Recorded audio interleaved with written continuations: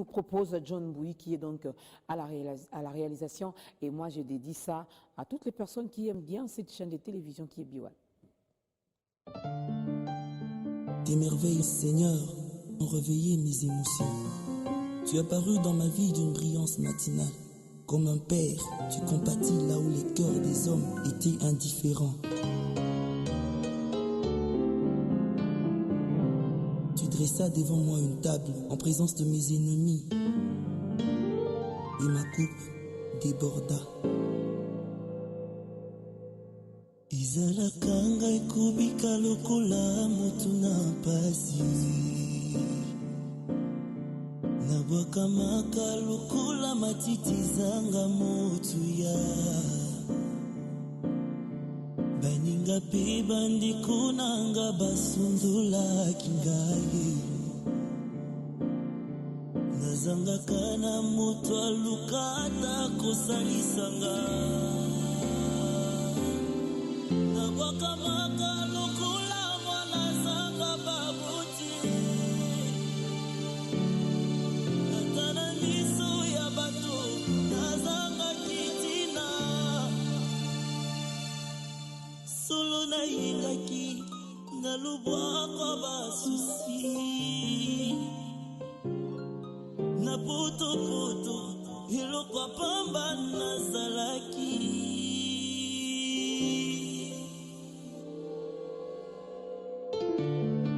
Ulia piko lata nangizalaki na pasi. Nganga komaluku libwili uyazanga mukengeli. Kubika nangana mukili sifasyo. Nazala kati na tina tana mitima bato. Kasi mutumo kwa ni mapuzwa isika nanga. Yeah, muna kimbasi ingelati mutima nanga. Kafuti langa nyuna kukaka kufutate. Kalukotaji na sukula tingala makila. Katia fulu na putu nazalaki. Yazwa kanga na pandilungu na bakulu.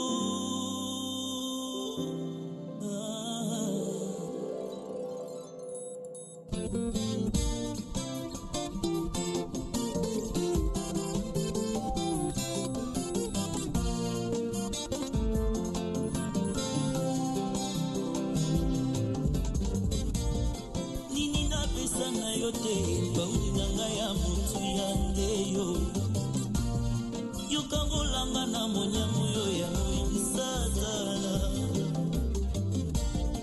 Sayito ndinga na motima poko ninga okacha bato ebele. Tala na zangi maroba kutalisa esengo na siloyo. Yoko mona kamitema bato mona esengo motema nanga kolo. Tika lo yengo nanga esima motema na yo elobe nanga ye. Yesu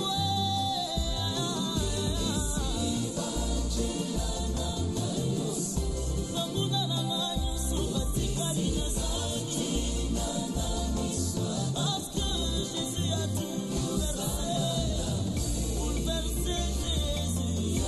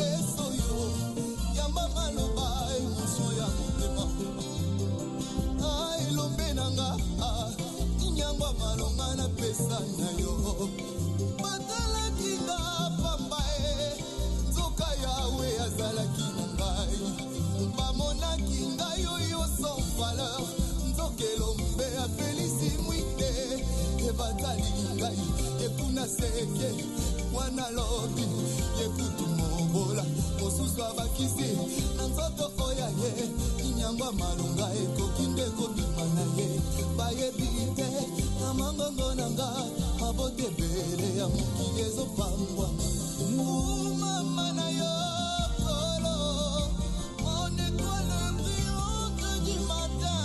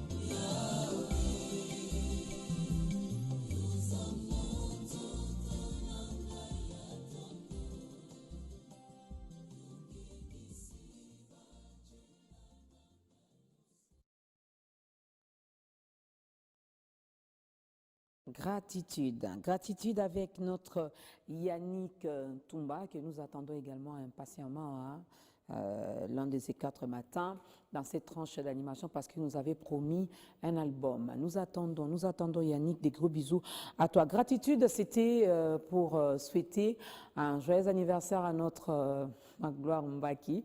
J'ai reçu vraiment ton message. Et Christian Mombete, la 3e personne. Donc, joyeux anniversaire à toi. C'est notre caméraman. Il est né aujourd'hui. Il n'est pas tombé du ciel. Il est né donc le 22 août d'une certaine année. Joyeux anniversaire à toi, Magloire, de la part de la grande équipe donnée ensemble de ce matin et particulièrement de Maman Dorcas. Gros bisous à toi et nous attendons également notre part du gâteau. On va recevoir nos tout premiers invités sur ce plateau. Il s'agit donc de Madame Rina Mariello, j'espère que je n'ai pas massacré son nom, Rina Mariello, écrivaine, organisatrice de l'événement qui va donc se tenir le 27 août prochain. Elle est là, mais elle n'est pas venue seule. Elle est venue également accompagnée du pasteur Gédéon Moulumba. Il est là? Voilà. Et également de monsieur Étienne Katankou,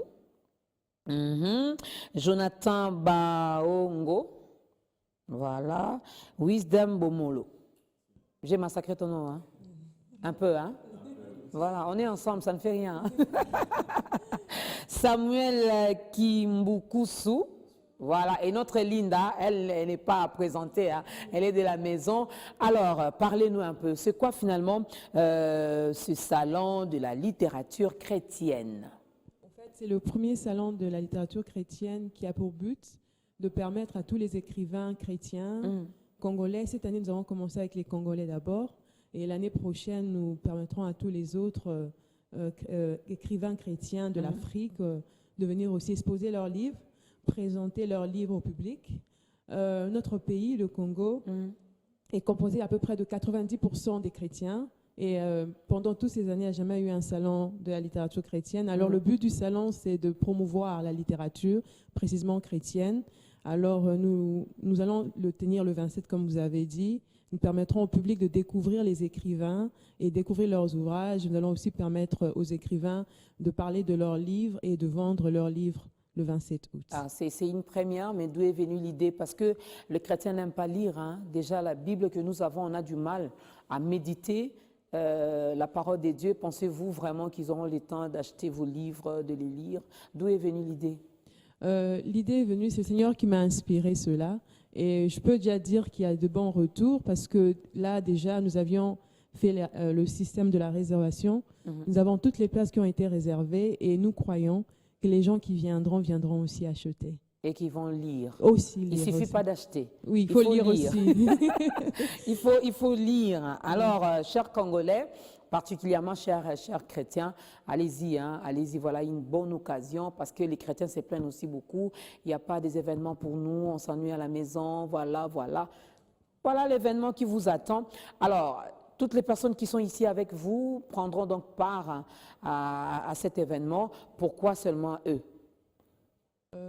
Nous sommes au C'est total. par connaissance, c'est par relation? Non, il y avait une annonce qui avait été faite et ceux qui étaient intéressés ont eu à s'inscrire. Au fait, nous ne sommes pas seulement comme ça, il y a 32 auteurs Wow. et tous les jours, à partir d'aujourd'hui jusqu'à jeudi, nous passerons par tour de rôle avec certains autres auteurs. Aujourd'hui, nous sommes venus avec ceux-là, demain, nous viendrons avec les autres. Donc, et aussi, je voulais aussi mentionner que le parrain du salon, c'est le pasteur Marcelo Tounassi. Donc, il y a plusieurs auteurs. Qui a écrit aussi, hein? Oui, qui a écrit 2 ouvrages. Donc, nous sommes à plusieurs, mais nous sommes venus un peu ce nombre aujourd'hui. Et au fur et à mesure, dans la semaine, vous allez découvrir les autres écrivains. Alors, on va faire parler quand même quelques-uns. Pasteur Gédéon Moulumba. Oui. Bonjour, bienvenue Bonjour. dans ces tranches d'animation. Vous avez déjà écrit combien de livres? C'est mon premier ouvrage publié, mais j'ai d'autres livres déjà écrits qui ne sont pas encore publiés. Oui, Et c'est quoi les titres déjà? J'ai écrit sur le faux docteur et les fausses doctrines. J'ai écrit sur le réveil. J'ai écrit sur la génération et les livres qui est déjà disponible et sur la mission de l'Église. C'est celui-là qui sera présenté au salon littéraire le samedi 27. Nous serons là avec Alors, les si ce livres. n'est pas trop vous demander, moi je suis curieuse. Hein? Oui, oui. Et je sais qu'eux aussi sont curieux à la maison. Si ce n'est pas Certainement. trop vous demander, la mission de l'Église, brièvement, quelle est la mission de l'Église? Dire brièvement, ça serait bien, mais ça serait un peu trop précipitamment. Donc, la mission de l'Église, comme tout homme, a une mission sur la terre. Et si tu ne connais pas ta mission sur la terre, tu peux te perdre. Tu peux croire que tu évolues alors que tu évolues sur le mauvais chemin. Alors la véritable mission de l'Église n'est pas de se faire de beaux temples, n'est pas de s'acheter de voitures ou avoir des enfants comme on en voit plusieurs parts, mais la première et grande mission de l'Église, c'est d'aller jusqu'aux extrémités de la terre et de sauver les âmes. C'est l'ordre suprême que Jésus-Christ a donné à son Église. Avant qu'il ne parte au ciel, il a dit allez partout dans le monde et sauver les âmes. Dans les partout là, il y a les Mbandaka, il y a les Bandundu. Je Ça, les chrétiens n'aiment pas. suis pasteur de l'Église La Compassion du Bandundu. Ah. Donc, je suis missionnaire. Moi, je suis poussé par le Saint-Esprit hein, pour poser Ça ces alors, questions. vous êtes inspiré. Je suis missionnaire de la compassion au Bandundu depuis 2 ans. Je suis là-bas comme pasteur de l'extension La Compassion du Bandundu. Bandundu, là où il y a beaucoup de la nuit. Bon, c'est Il l'impression n'y a qu'on pas nous de donne. qui peuvent dépasser la puissance de Dieu. Amen. Aucune dans le monde. Donc, quand tu as Dieu, c'est toi qui fais peur aux gens. Ce ne sont pas les gens qui te font peur. Ça, c'est bien. Gardez tout ça. On va bien manger le 27. Hein, parce que je posais cette question. Présentement, les chrétiens aiment bien aller évangéliser partout dans le monde, mais il y a quand même des parties que nous ne supportons pas, genre Bandundu, Équateur, hein, Béni. Qui est ce pasteur-là qui va accepter d'aller à Béni? Alors, pasteur Étienne, vous êtes également pasteur, hein? Ok, pasteur Étienne Katangou, les titres de votre livre?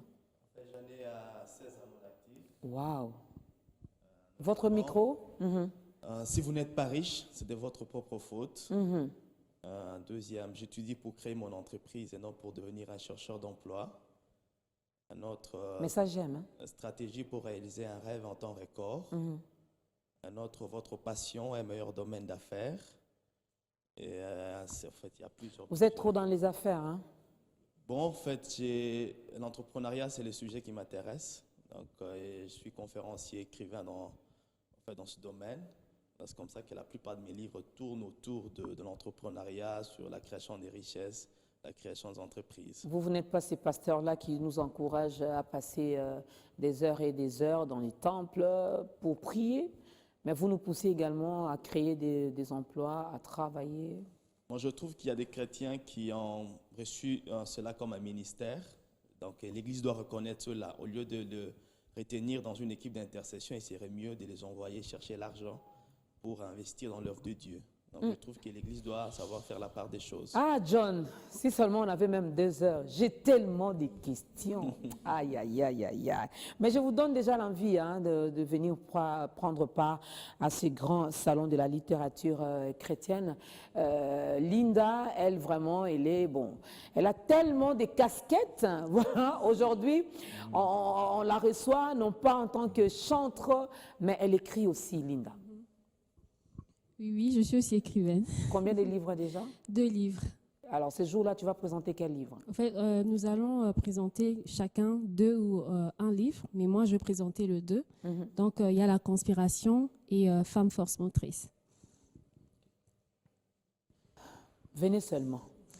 Plus de questions pour toi. Qu'ils viennent seulement, qu'ils viennent seulement.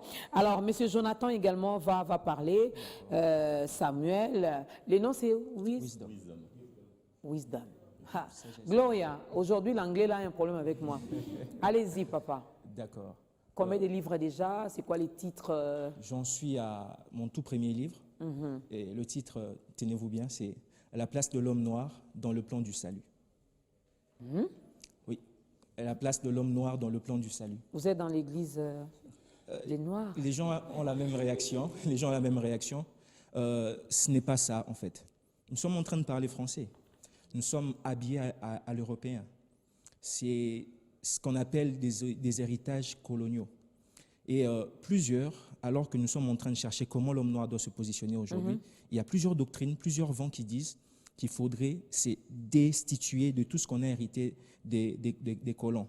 Et parmi ces choses qu'on a héritées des colons, ces gens ont tendance à y inclure le christianisme, disant que c'était une arme d'aliénation pour pouvoir mater l'homme noir. Et au travers de 104 pages, j'ai pu expliquer que cela n'est pas comme cela. En fait, la place de l'homme noir dans l'histoire de salut, dans le plan de salut, a commencé bien avant la traite négrière, bien avant la colonisation. Très bien avant. J'ai même parlé des apports de l'homme noir dans la constitution d'Israël. Il y a des Noirs qui ont participé dans la composition des 12 tribus d'Israël. J'en ai parlé. Il ne faut pas tout dévoiler ici. Oui, sinon, exactement. finalement, on risquerait de ne pas participer à ces salons et de ne pas acheter les livres. Donc, il faut garder quand même certaines choses. Alors, Wisdom va parler. Bonjour. 6 livres déjà? Non, j'ai une douzaine de livres non encore publiés. C'est un qui est déjà publié, qui a pour titre « Je vis pour un but ». Donc, c'est un livre qui parle de Joseph, c'est la méditation sur la vie de Joseph. C'est un livre qui encourage et qui console. Donc là, je m'adresse beaucoup plus aux personnes qui traversent des moments difficiles dans la vie, de personnes qui sont troublées par ce qu'ils ont comme expérience, défis, difficultés, à savoir qu'avec Dieu, il y a possibilité que leur histoire puisse changer. C'est ça le résumé de ce livre. L'impossible n'est pas notre Dieu. Avec Dieu, tout est possible. Alors, on va faire parler Samuel rapidement. Merci beaucoup. 20 livres déjà? Non. Ok, je m'excuserai d'abord pour ma voix. Elle est Tu as cassée. beaucoup chanté? Oui, j'ai fait 2 services hier. Ah, ok. Oui, ok. Samuel Kimbokusu, me tenir devant vous est un appel à la jeunesse. Je n'ai que 22 ans. Oui, ça j'ai remarqué. Hein. Je voulais même te poser la question. Vraiment, tu n'avais pas autre chose à faire que de rester enfermé quelque part et puis commencer à rédiger? Ok. C'est mon premier livre officiel. Officiellement, c'est mon premier livre. Mais j'ai déjà écrit 2 livres que je n'ai pas encore publiés dans le domaine de la géométrie descriptive, ce qui a trait avec la science. Nous croyons à la race de Bétzalel. L'Esprit Saint entre dans tout le domaine de l'homme. Christ n'est pas seulement Dieu, ou il n'est pas seulement essentiel parce qu'il nous donne une foi, non. Il nous donne aussi une foi qui est capable d'influencer tout le domaine de la société, tout le domaine de la vie de l'homme. Et précisément au salon, je vais présenter mon livre ayant pour grand titre « Sagesse révélée ». Et le sous-titre, c'est « Une vie couronnée de grandeur », préfacé par le pasteur Marcelo Tunassi. Si je peux dire 2 mots par rapport au livre, « Une vie couronnée de grandeur », même 3 mots, oui. Je suis réputé par rapport à mes paroles de sagesse que je publie à la page citation d'Hommes de Dieu de Free Thinkers sur Facebook. Ah, ok. Je vois ça souvent chez moi. C'est toi? Oui. Ok. Alors, je peux dire ceci. Vous n'avez pas besoin de ce qu'il vous faut pour être ce que vous valez. Mais vous avez besoin de développer ce que vous valez pour être ce qu'il vous faut. Alors, Dans le monde actuel, vivre n'est pas le fait de posséder un souffle, mais c'est la capacité de faire de son souffle une réponse aux besoins de l'humanité. Ça fait 6 mots. Merci. Merci beaucoup. Samuel. Merci Samuel. Alors Rina, Mariello, je reviens à vous. Rappelez-nous encore la date, les lieux, l'heure, ça sera où, comment faire également pour prendre part finalement à ce grand salon de la littérature chrétienne. Je tiens à préciser que normalement, officiellement, la date, c'était prévu que ça soit le vendredi 26 août, mais il y a eu un petit changement. Donc c'est le samedi 27 août, à l'hôtel Fleuve Congo, à la grande salle. Donc, nous avons 2 séances. Donc, c'est de 8h30 à 12h. Et après, il y aura une pause, il y aura vente et dédicace des livres. Après, nous reprenons de 15h à 18h30. Donc, c'est ça un peu en bref. Et donc, c'est un peu ça. Voilà, c'est un peu ça. Alors, un numéro de contact rapidement avant de vous libérer. Ils peuvent nous contacter sur la page Facebook du salon, Salon de la littérature chrétienne Kinshasa. Donc, ou bien sur ma page, Rina Mariello. Voilà. Merci beaucoup à vous d'être passé. C'était un réel plaisir d'être béni ici par la présence des serviteurs de Dieu. Ça fait du bien. Alors, merci et bonne chance surtout à cette première édition de ce Salon de la littérature chrétienne. Merci.